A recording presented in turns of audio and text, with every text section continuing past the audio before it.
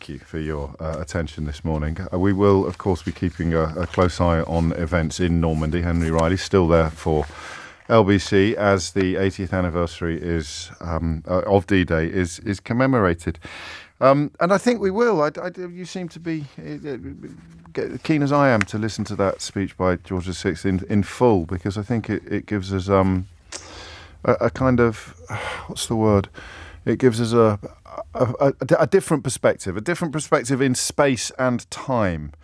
And speaking of space and time, I know I've shared this with you before, and it's a slightly banal observation in some ways, but I never cease to be stunned by how close to the end of the Second World War I was born.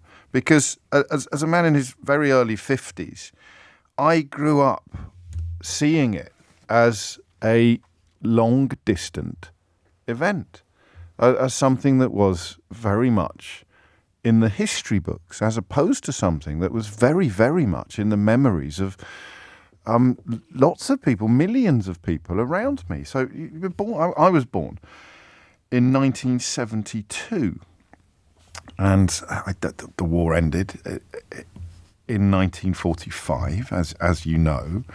So that is just 27 years. I wasn't even married, but at the age of 27. I mean, 20. What was 27 years ago? You're looking at roughly when Tony Blair became Prime Minister.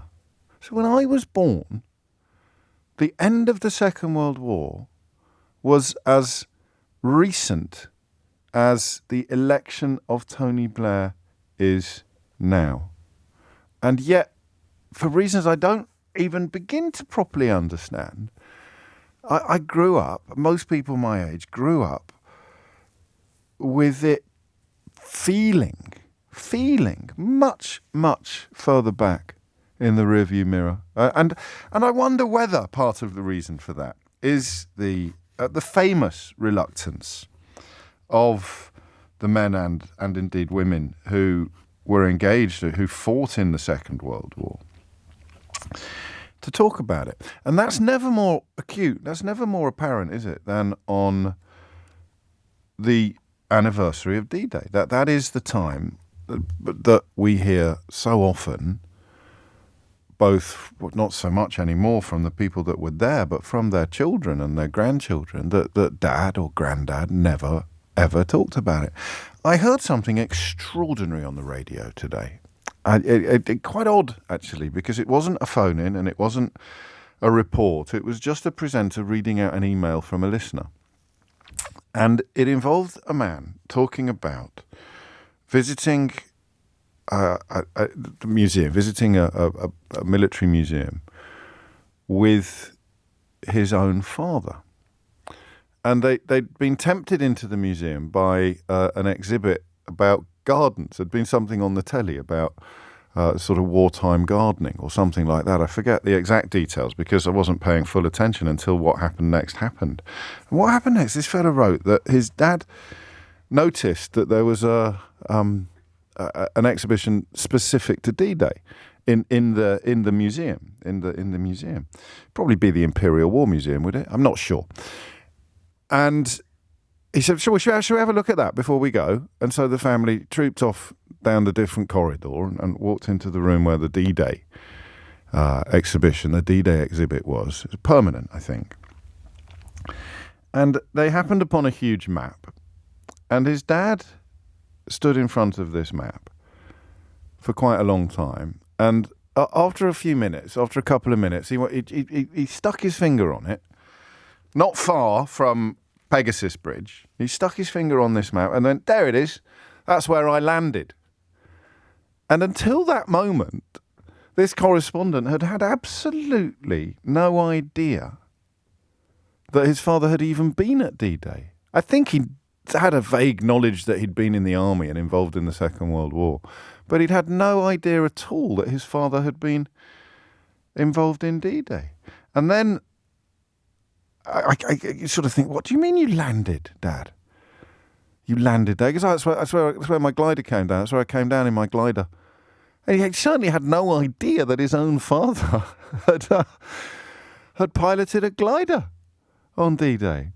And then the father, the older gentleman in this story, sort of said, right, okay, shall we go on now? Shall we go for lunch or something like that? And the correspondent, the writer of this email, wrote that he never, ever mentioned it again. They never talked about it again.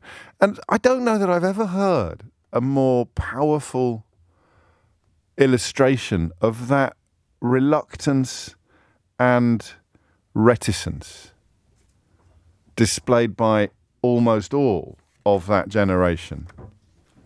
I just found it so compelling. Because we could do that thing in a cliched way. Say, stiff upper lip, they never talk about there. But sometimes a story is worth one single story is worth 1,000 pages of reportage, isn't it? One family story like that. We just don't talk about it. And I want to know why this morning. I want to know why. We won't, sadly, be able to speak to many or indeed any people from that generation. I don't imagine. Well, you may. I hope you do. But I think for the general good, subsequent generations have been encouraged to talk much more about traumatic experiences, to talk much more about their feelings.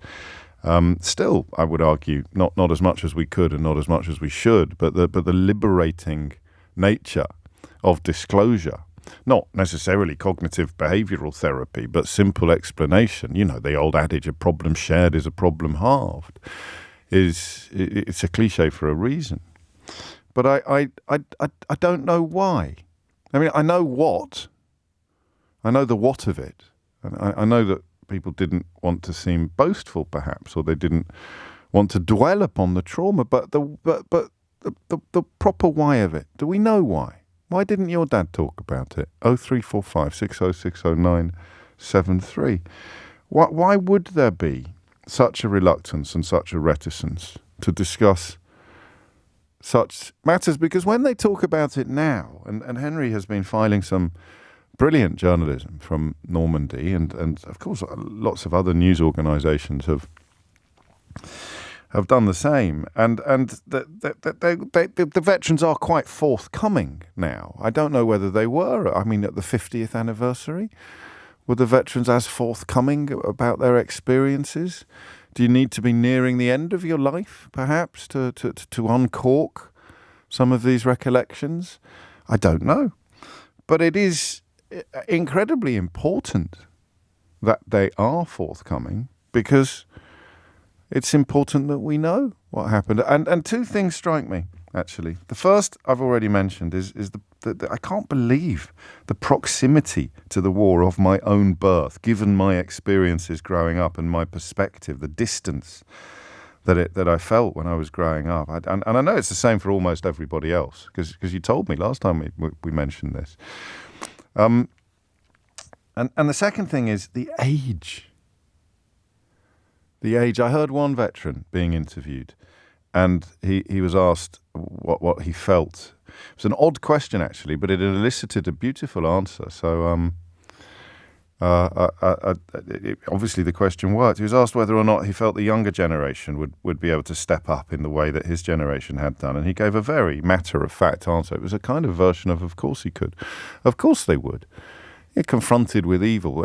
We're not so different, whether you're 20 today or whether you were 20 in 1944. Some of the stuff beneath the bonnet's going to be absolutely identical.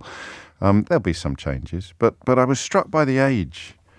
I was struck by the fact that so many of the young men there would have been, really, really. I've got an 18-year-old at home, and that really stops you in your tracks to think of that age group being in that place on this day, doesn't it? I missed a bit out of that story earlier about the gentleman and visiting the Imperial War Museum with his dad, but Eleanor noticed it. She's just texted me because the question that the son asked, you're not going to believe the question that the son asked his dad.